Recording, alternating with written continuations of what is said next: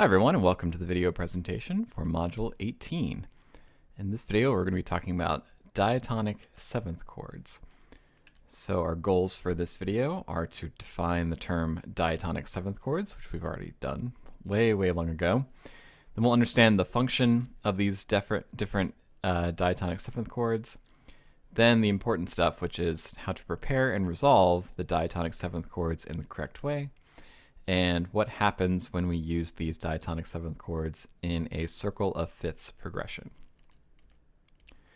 Diatonic seventh chords can be built on any note of a major or minor key. And we think about these as adding another note above the fifth of a triad in a key. So here are all the triads in the key of D major. And last time we talked about how to create a 5/7 chord, and that was just done by adding a G, in this case, above this A major triad in the key of D major. And that makes it a 5/7 chord. Okay? Well, you can do that with any of these chords. So as you remember, all you do is add a third above the fifth. So this D major triad, you'd add a C sharp to it, since that's the note in the key, and it would become a 1/7, which we know as a major seventh chord. You could do the same thing with this 2 chord by adding a D to it, and then you end up with your 2/7, which we know is a minor seventh chord.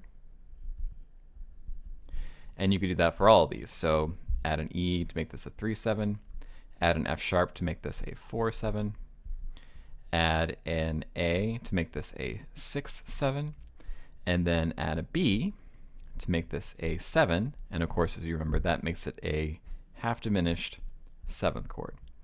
All right, so half diminished. So those are all the seventh chords in a major key. Now, of course, you can do the same thing for a minor key, and here are all the triads in a minor key. And the thing to remember about adding sevenths for this is that not all of them will use that C sharp, that raised leading tone. Some of them will, but others weren't. And there's no like definite rule, real quick way to say which ones do and which ones don't, but it does kind of make sense when you get into it. So again, to make it a 5/7 over here, we would just add a G, and that creates our 5/7, which we talked about last time. Then for all these other ones, we'd simply add a seventh above them. So this would make this a 1/7. And notice it's a C natural, not a C sharp, and that makes it a minor seventh. Now, if you added a C sharp, that would be a seventh chord, but it wouldn't be one of the seventh chords we know. It would be a weird one because it would have a major 7 and a minor triad, which is not one of the seventh chords that we deal with. Okay, for this 2 chord, add a D to it, and that creates a half diminished 2/7. For this 3 chord, you'd add an E. That gives us our major seventh chord. You'd add an F to this 4 to make it a 4/7, a minor seventh chord. For here, you'd add an A to this B flat chord to make it a major 7 chord. And then here, you'd add a B flat to this C sharp triad, which makes this a 7 fully diminished seventh chord. Okay, so that's a quick reminder of how to create all the different seventh chords and what kinds of seventh chords they are in a major and minor key. So next we need to talk about the function of the diatonic seventh chords. And here are all of our seventh chords again. And it's really easy to remember the function of the seventh chords because the function of all these seventh chords is the same as the function of the triad. So that 1 major 7 chord, the function of 1 is to be a tonic chord. So the 1/7 is still a tonic chord. It's just a seventh chord. The 2/7, the function of 2 is to be a predominant chord, and so 2/7 would be a predominant chord, just a seventh chord. And then this one's really important. The 7 half diminished in this case, the 7 triad, its job is to be a dominant chord, and so the 7 half diminished 7 would still be a dominant seventh chord. Okay, so the point is that all of these chords retain their function even though you add a seventh to them. So that 1/7 still sounds like a chord of rest. That 7 half diminished 7 still sounds like a dominant chord, like it needs to lead to a 1 chord.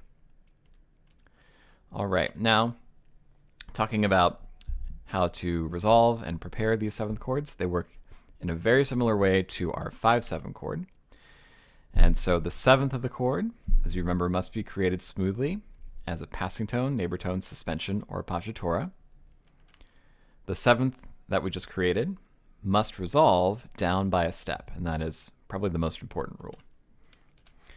And if the chord has a leading tone in an outer voice, it must resolve up by a step.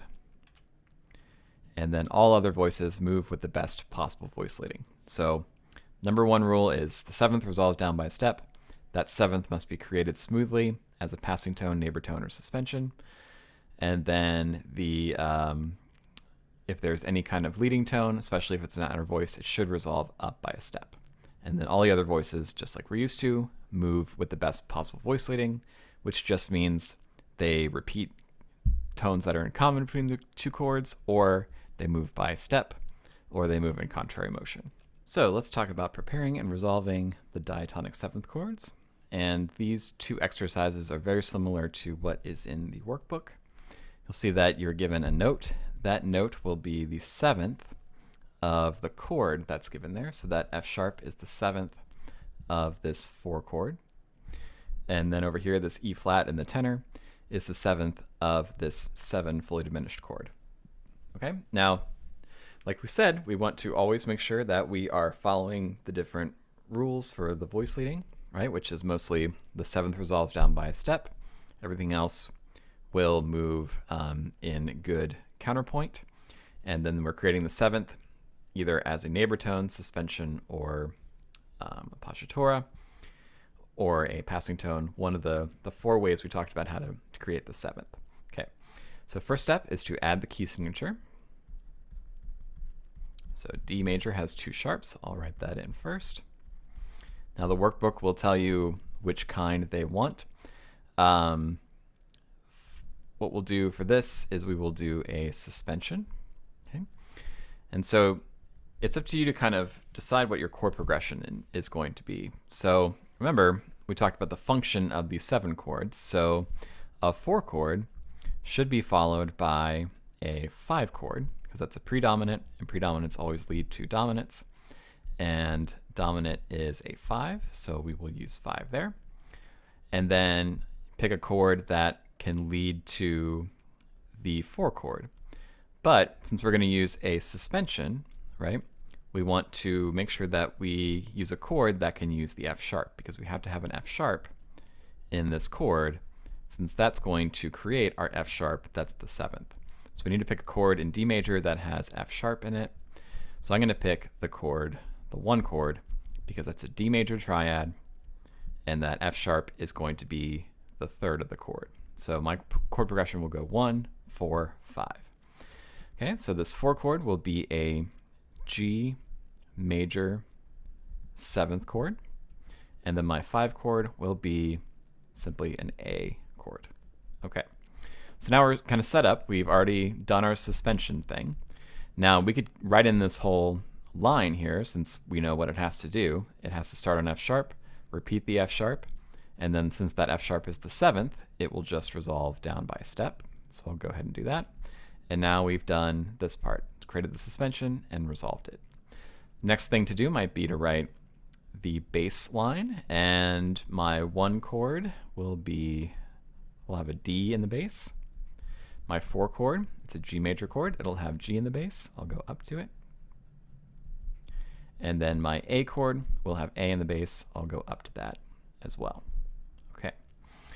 Now I have my root, I have my 3rd of my D chord.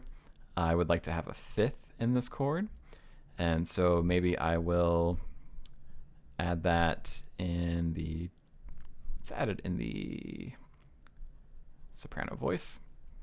So I'll have A here. My next note, I need to have a 3rd of this chord. I could go up to a B, and then I could go up to, or maybe back down to an A. So I'll do for my soprano. Okay. Now my tenor, I can repeat the root, so add a D. This chord needs a fifth, and the fifth is D, so keep that in common. And then this chord needs a third, so create that by moving down by a step to the C sharp, and I end up with this. One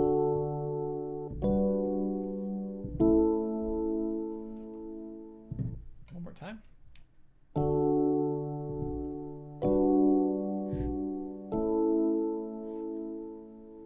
All right. Okay, for my next one, it says the key of G minor. So add my key signature in first. The key signature will have 2 flats. Okay. Now decide your chord progression. And again, the book will have the way that you need to create that 7th. Let's try to do it as a neighbor tone. Okay, so we'll move up to the E flat and then resolve the E flat back down. So we could maybe do that first. I'll have a D for my tenor, and then go up to the E flat as a neighbor tone, and then have that resolve back down to become the D again. Okay. Now I need to pick a chord that can follow my 7 chord, and again, 7 is a dominant function, so maybe we can go to a 1 chord. That'd be a good choice. And is that D in a 1 chord? Yes, it is. And then I need a chord that can lead to my 7 chord. There are a couple options, but the only one I can think of that has D in the chord is another 1 chord. So we'll do something simple, just 1, 7, 1. Okay. Now let's write in our bass line. So I could have maybe G here. That might work. But let's think about this 7 fully diminished for 3. So in the key of G minor, if I put that in root position, I'd have F sharp, A, C, and then E flat. And this is going to be a 4-3 chord, which means that the 5th will be in the bass. So my bass note actually needs to be a C. So maybe that might not be the best choice for a bass note. And now that I look at it, it's actually okay. Going down a 5th is not the end of the world. We could also maybe go, let's do this. Let's leap up to the C like that. So that might be a little bit better. Let's listen to that. I think that'll be fine. Now the question is, how would that resolve? And we don't really know yet, so let's just kind of leave it and figure out what we're going to do with our soprano, and maybe that'll make up our minds for us. So in this first chord, we need a B flat and another G. So maybe I'll give my B flat to my alto. Change my mind. We're going to give the B flat to the soprano and the G to the alto. Okay. In this next chord, again, we need an F sharp, an A, a C, and an E flat. We already have C and A flat, so we need an F sharp and an A. Best way to get to the F sharp would be to move the alto down by a step. Best way to get to the A would be to move the soprano down by a step, and that creates contrary motion, which is good. Now in our next chord here, it might be nice to have this end on the G, and the alto could share it, which means that this chord needs its B flat because it doesn't have a B flat right now. So maybe the bass can move down to a B flat, in which case this would become a 1-6. That's a pretty good solution to that.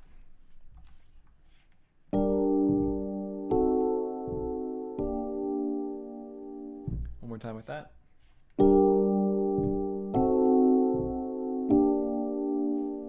Yeah. Okay. And again, we just decided how we were going to do this 7th. We did it, and then we kind of built the rest of the chord progression around it. And we ended up using a G minor chord. This was our F sharp fully diminished, and it was an inversion, so /C. And then we ended on another G minor over B flat. Okay. All right, so there you go. Now let's look at another special case of these, which which is what happens when you use diatonic seventh chords in the circle of fifths. And so this is a pretty common thing. They often happen in this format, in a circle of fifths progression. And remember, a circle of fifths just means your roots go up by a fifth, or sorry, down by a fifth, or up by a fourth. And so our complete circle of fifths was 6, 2, 5, 1, or 3, 6, 2, 5, 1, right? It moves by fifths until you get to the 1 chord. And here you'll see that we have a little bit, a part of that, we go 2, 5, and 1. But each one of these is a 7th chord. Okay, so we're using all 7th chords in this. And they're all diatonic, so that means that they're all the 7th chords that belong in the key. So let's look, we're starting with a 2-7, then we're going to a 5-7, and then a 1-7. And what's going to happen if we follow all the rules with our voice leading is that one chord will be complete, and then the chord that follows it will be incomplete, or vice versa. So we'll alternate having complete chords with having incomplete chords. And let's see why that is. So we'll start with our 2-7, and remember, you have to resolve your sevenths down by a step. So the 7th of this G minor 7th chord would be the note F. That's our 7th. So the first thing you should do is resolve that down by a step to become an E. Okay. All right, now in this chord, our 5-7, we need to have a 7th, but that 7th needs to be created somehow. And so let's figure out what note that would be. The 7th of that chord would be a B flat. And B flat exists in the 2 chord, so we can create this using a suspension, a repeating note. So that's how we would create the 7th. All right, so we only need one more voice. And we'll see that this chord is actually missing its G, but we can't get to that G for a couple reasons. One, it would create parallel fifths if we leapt down to a G, right? If we did that, we'd actually have cross voicing as well. So it's actually better in this case, and the right way to do it, to move that D down to a C, which doubles the root and gives us our incomplete chord. So we had a complete 2-7, and we have an incomplete 5-7. Right? Now we keep following our rules, and our first rule is to find the 7th, and that's the B flat this time. So that B flat resolves down by a step. And if we have a leading tone and an outer voice, that needs to resolve up by a step. We have a leading tone, E, so that needs to resolve up to an F.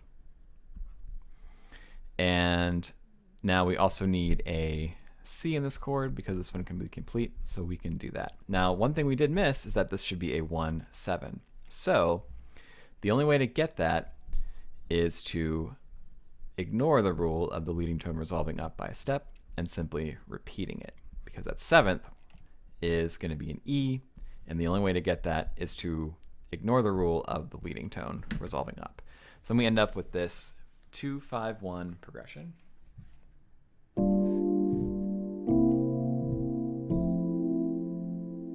Which is very jazzy. But you'll see that that 1 chord was able to be complete because our 5 chord was incomplete.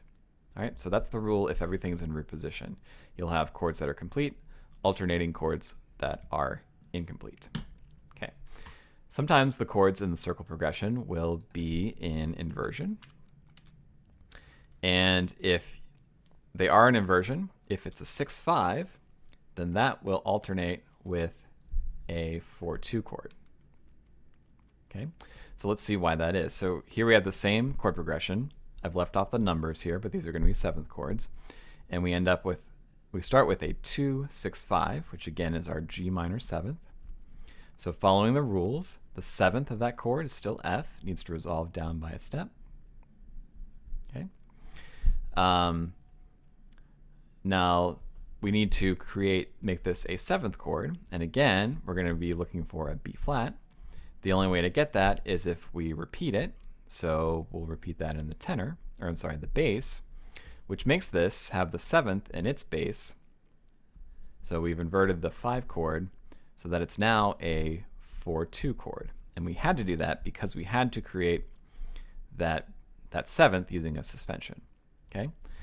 And now if I wrote the rest of the chords, this still needs a G, and it needs a root C, so I can give that to my tenor.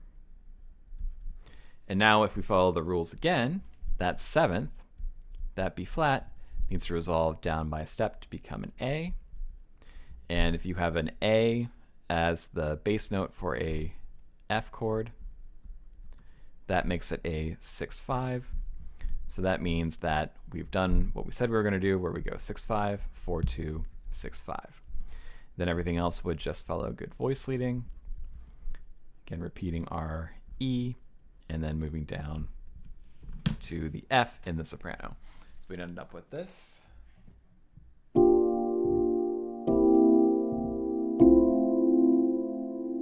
Okay. And again, 6-5 alternates with 4-2, and 4-2 is always followed by 6-5 because you have to create the seventh somehow, and you have to resolve the seventh, which kind of dictates what the bass line will be. All right, now if you look at the other inversion of the seventh chord, the 4-3, it will always alternate with a root position chord in a circle progression.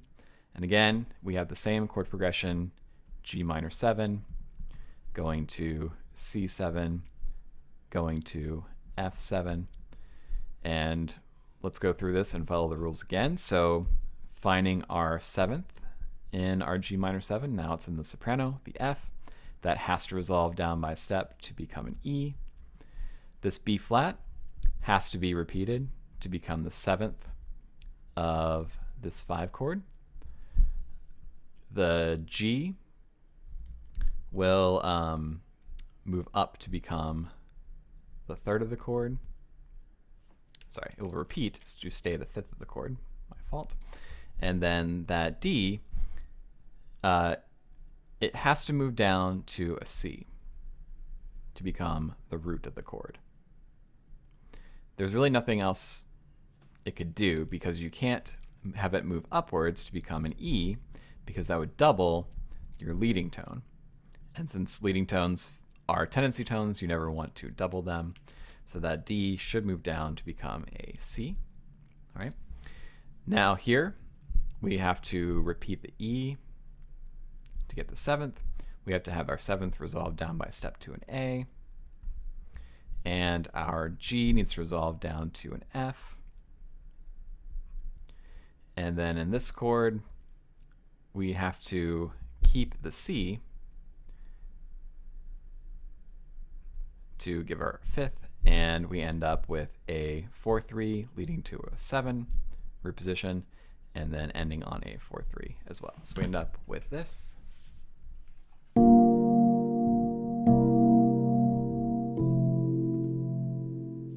Another very jazzy progression.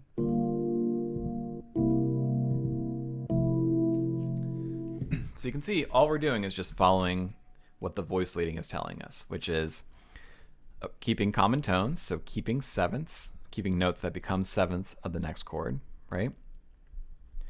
And then resolving those sevenths when it's time. So resolving. And then making sure everything else either does the same thing, repeating notes, or moving down by a step. Moving down by steps or repeating notes. So all we're doing is just either moving by step or repeating a note. And that's really kind of the takeaway of all this is good voice leading really just means moving in the smoothest possible way from one voice to the next, from one note of the chord to the note of the next chords. Okay, so there you go. That's diatonic sevenths. We'll be doing more of this in class. Thanks for watching and have a great day.